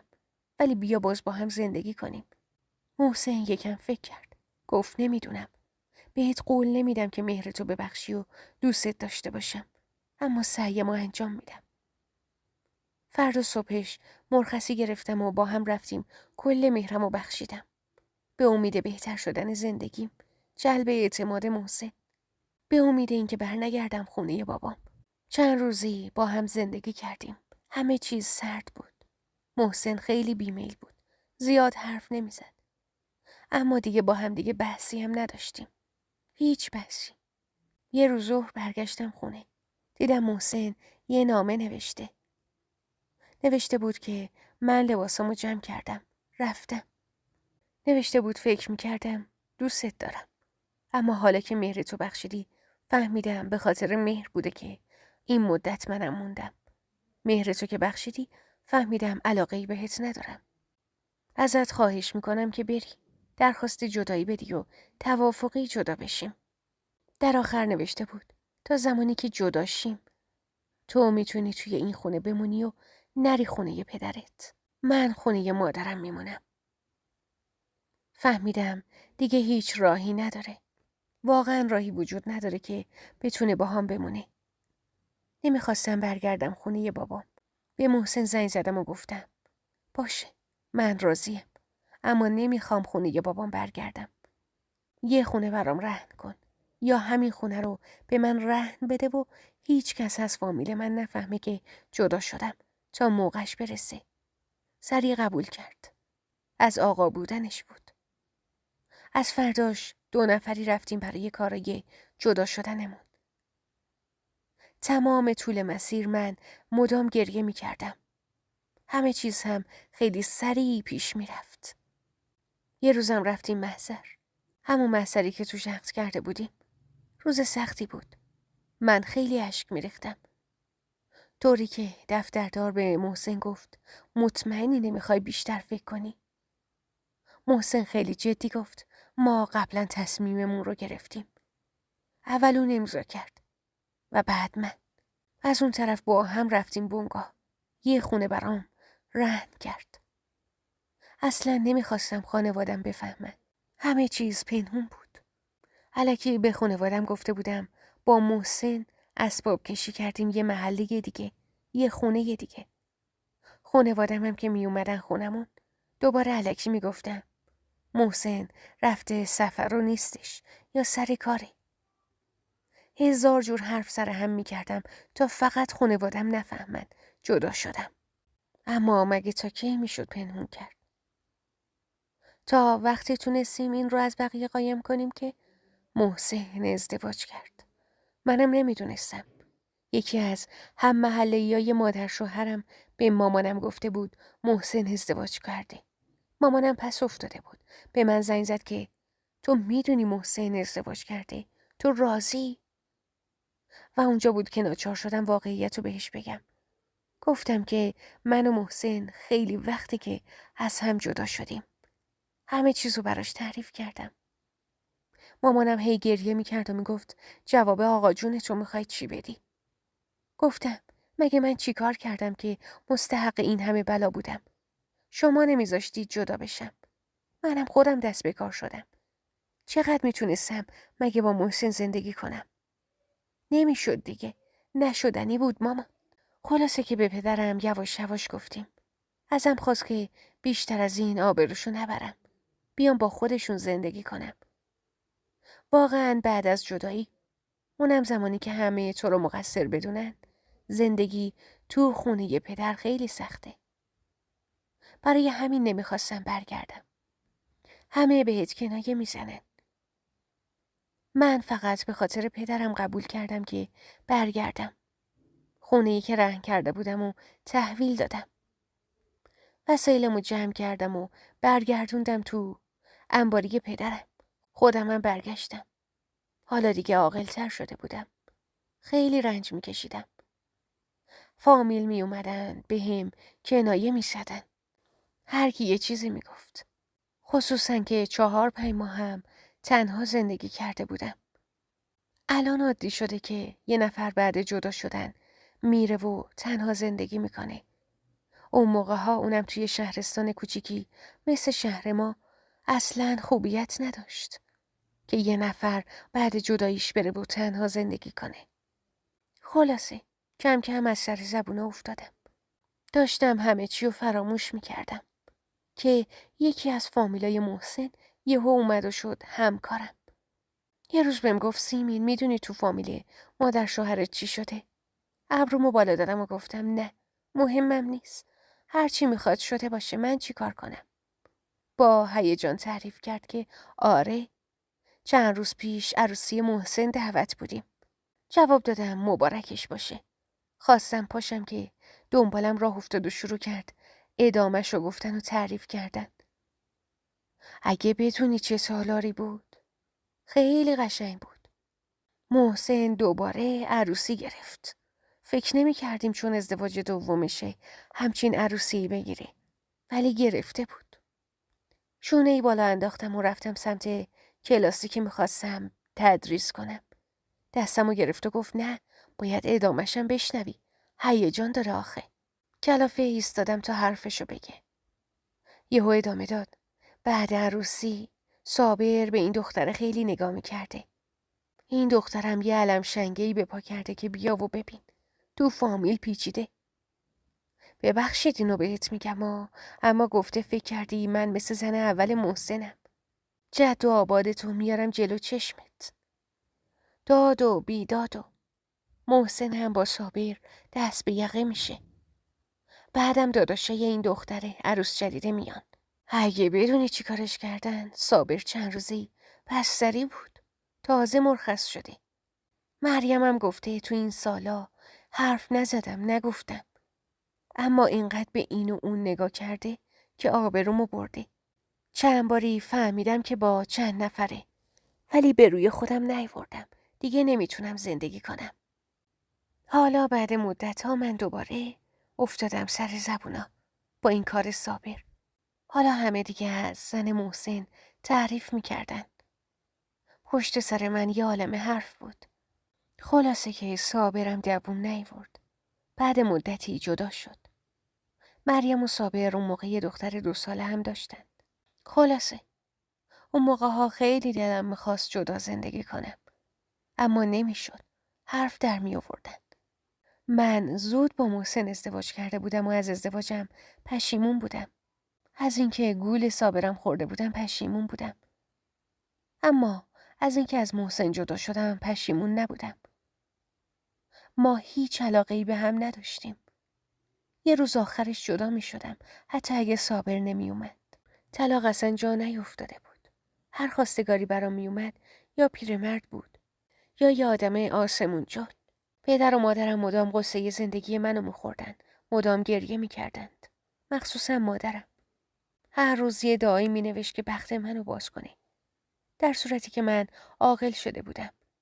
از اشتباهاتم درس گرفته بودم. کارمند بودم، حقوقم خوب بود. واقعا نیازی نمی‌دیدم که ازدواج کنم. ولی مادر من هیچ کدوم از اینا رو نمی‌دید. فقط منو با همسن و سالام مقایسه می‌کرد. هی میگفت یادت با مهندس دبیرستان بودید؟ ازدواج کرده. 2 بچه داره. آره مرضیه شوهرش بردش خارج. مدام اینا رو تعریف میکرد. مدام میخواست بگه همه سر و سامون گرفتند. جز تو.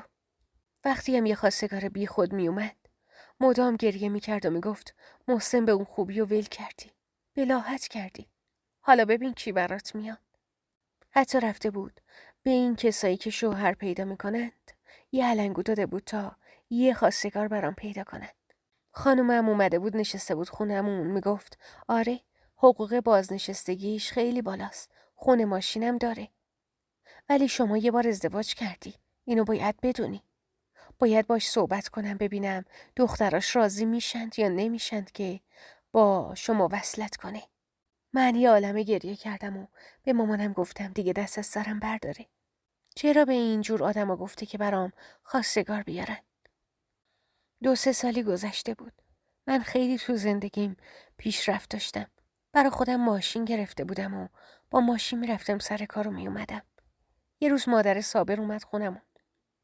به پدر و مادرم گفت این دوتا خیلی وقتی که همو میخواستن. زندگیشون هم الان دیگه همه میدونن. به خاطر همدیگه به هم ریخته. به نظرم بهتره با هم ازدواج کنن. اشتباهی هم که انجام دادن با هم برابر بوده. مادرم اصرار داشت که آره صابر پسر خوبیه.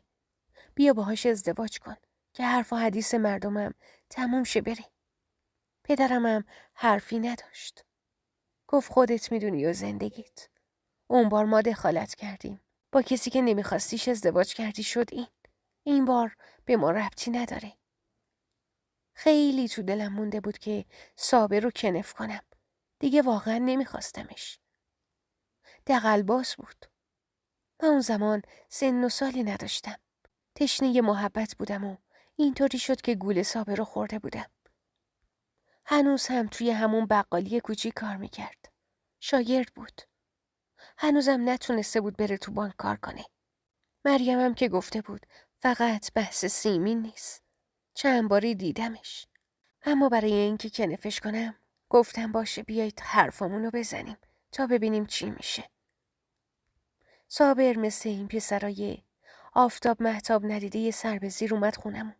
کت شلوار رو تیپ زده بود. تنها چیزی که صابر داشت تیپش بود. خیلی به قیافش مینازید. همیشه میگفت به خاطر قیافه هم دختری نیست که در برابر خواستم بهم نه بگه. ولی من دیگه اون دختر خام ساده نبودم. بزرگ شده بودم. وقتی اومدن مادرش اینقدر مطمئن بود که حتی انگشترم آورده بود. نشسته بودیم. گفتم من باید حرف بزنم با صابر. گفتم برین توی اتاق حرف بزنید. گفتم نیازی نیست. همینجا سوالامو میپرسم. چند تا سواله. رو به صابر گفتم خب آقا صابر کارت چیه الان؟ گفت خب توی همون فروشگاهی دارم کار میکنم. گفتم خب توی این سالها تونستی یه خونه برا خودت بگیری؟ راستی قرار بود برید و کارمنده بانک بشید شدید؟ قرار بود دانشگاهتون رو تموم کنید اصلا دانشگاه رفتید؟ سری تکون داد. گفتم خب با چه اعتماد به نفسی اومدی خواستگاری من توی این سالها در حال پیشرفت بودم. ماشین گرفتم. به زندگیم رونق دادم.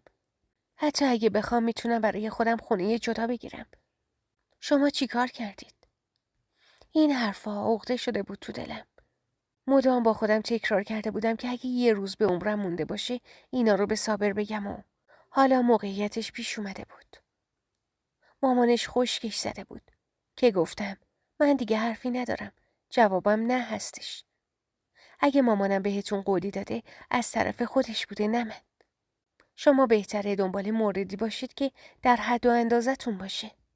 مادرش همینطور که از جاش بلند میشد گفت بشین تا بیان بگیرنت. کی آخه اصلا به تو نگاه میکنه؟ مطمئن باش.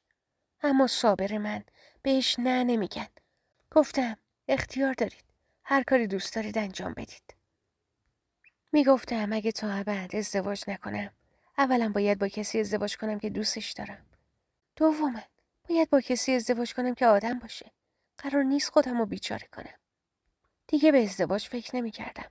تمام تلاشم رو انجام دادم. شدم مدیر یک مدرسه دیگه. کسی زیاد اونجا منو نمیشناخت. نمیدونستند سرنوشتم چیه و اینطور راحت بودم.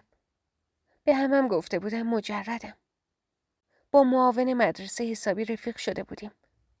ولی من از گذشتم اصلا چیزی نگفتم. نگران بودم فکرای بد راجبم داشته باشه. اینقدر با هم خوب بودیم که میومد خونمون میرفتم خونهشون. رستوران کوه. حتی 2 نفری با هم مسافرتم رفته بودیم.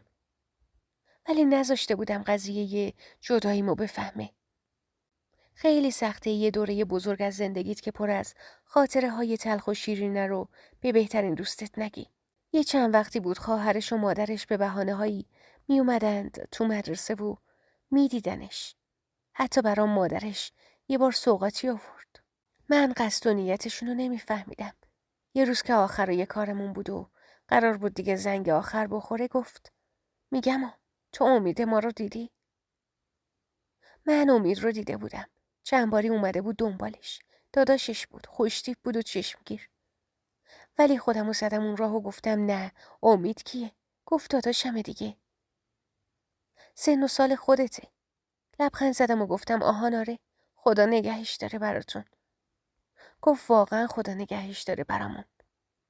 خیلی غمخواره، مهربونه. بیچاره یه بار زنگ گرفت. خیلی دوستش داشت. میگفت یا این یا هیچ کس. ما مخالفت کردیم چون فرهنگشون با هم فرق داشت. بعد عروسی مدام به داداشم میگفت بریم خارج. داداش منم گفته بود من نمیتونم اینجا رو ول کنم. تا اینکه فهمیدیم عروسمون آبستن شده. داداشم خوشحال بود. میگفت دیگه میشینه سر زندگیش. ولی یک روز بدون اجازه داداشم همه چی رو تموم کرده بود. انگار نه انگار که باید داداشم هم در این مورد تصمیم میگرفته. هر روز با هم دیگه بحث میکردن. آخرش هم داداشم دید تو صلح از هم جدا بشن خیلی بهتره. زنشم رفت خارج. به آرزوش رسید. همون موقع زنگ خورد. من فقط تونستم بگم امیدوارم داداشتون خوشبخت بشه. از اون روز به بعد مدام حرف داداشش رو پیش میکشید. امید دیشب بردمون رستوران. امید ماشینش رو عوض کرد. امید از فلان مغازه لباس میگیره. امید فلان سوپ رو دوست داره. میفهمیدم منظوری داره. اما به روی خودم نمی آوردم. یه بار گفت امید ما میگه عروسی میگیرم هر کیو بگیرم. لبخند زدم و در حالی که مشغول کارم بودم گفتم سلامت باشن. یه دفعه هول زده و مثل این دختر بچه ها گفت سیمی زن امید ما میشی. خندم گرفته بود از این طریق خواستگاری. خودشم با من شروع کرد خندیدن. گفت والا یه مدتی نمیدونستم چجوری بهت بگم. روم نمیشد. دیگه اینطوری گفتم. 3 ساعت با هم خندیدیم. گفتم راستش امید با وقاره. اما من باید باش حرف بزنم اگه از نظرت اشکالی نداره. ذوق زده گفت البته چرا که نه. همون موقع زنگ زد امید و گفت آب دستته بذار زمین و بیا مدرسه. از این هول شدنش خندم گرفت. تا اون موقع نمیدونست من ازدواج کردم. گفتم اگه بفهمه من یه بار ازدواج کردم دیگه اینقدر هول نمیشه و اینقدر ذوق نداره برام. ظهر که شد. امید اومد جلوی در مدرسه. خواهرش مدام میگفت برو سوار شو باهاش حرف بزن. خواهش میکنم. امید تو رو دیده. از تو خیلی خوشش اومده. تو ماشین امید که نشستم اولین چیزی که به مشامم خورد ادکلون زیادش بود. یک مسیر رو توی سکوت طی کرد. رسیدم یه رستوران و گفت اینجا غذاهاش خیلی خوبه. میتونم دعوتتون کنم. دعوتش رو قبول کردم. رفتیم رستوران. همون اول گفتم میدونید چیه؟ من از گذشته شما خبر دارم. خواهرتون همه چی رو گفته. ولی شما چیزی از گذشته من میدونید. من وظیفه‌م میدونم بهتون بگم. بعد فکراتون رو کنید و تصمیم بگیرید. اما نباید به خواهرتون چیزی بگید. هر تصمیمی که بعد از این گرفتیم، چه قسمت هم بودیم چه نبودیم، من نمیخوام خواهرتون فعلا بدونه. زل زد تو چشم. گفتم ببینید، من یه بار ازدواج کردم و جدا شدم. چند سالم زندگی کردم. ازدواجم سنتی بود و همسرم رو اصلا دوست نداشتم. از این ازدواجایی بود که این هفته میان خواستگاری و هفته بعد عقد میکنن. بدون هیچ علاقه و شناختی وارد زندگی شدم. قضیه صابر رو هم نصف و نیمه تعریف کردم. گفتم حالا اسم من سر زبون هست. یه بارم جدا شدم. البته مردم دیگه فراموش کردن. شما هم میتونید تحقیق کنید. جا خورده بود. فکر نمی‌کرد همچین چیزی قراره بشنوه. اومد حرفی بزنه که گفتم نه. الان لطفاً حرفی نزنید. چیزی نگید که بعداً پشیمون بشید. برید تحقیق کنید، فکر کنید و بعد دوباره بیایید خواستگاری. تا اون موقع من جوابمو بهتون بگم. امید دیگه هیچی نگفت. چند روزی هم ازش خبری نداشتم. اما دلم پیشش گیر کرده بود. حتی خواهرشم دیگه اونجا با من در مورد امید صحبت نمی‌کرد و هیچی نمی‌گفت. تا اینکه 1 ماه بعد دوباره جلوی در مدرسه دیدمش.